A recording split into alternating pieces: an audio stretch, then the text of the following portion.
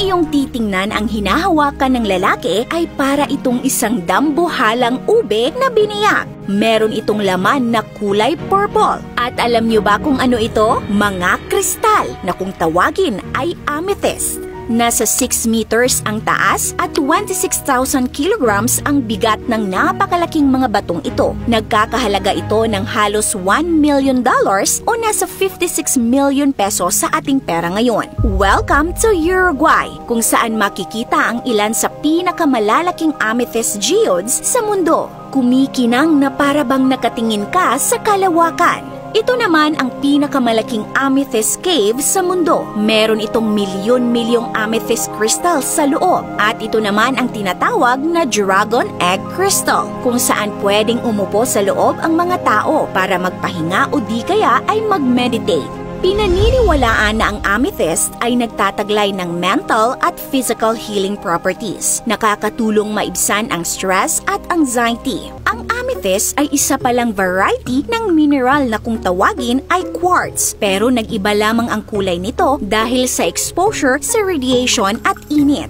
Ang element na iron ang nagbibigay dito ng purple na kulay. Kapag mataas ang concentration ng iron at radiation, mas nagiging dark ang kulay purple nito.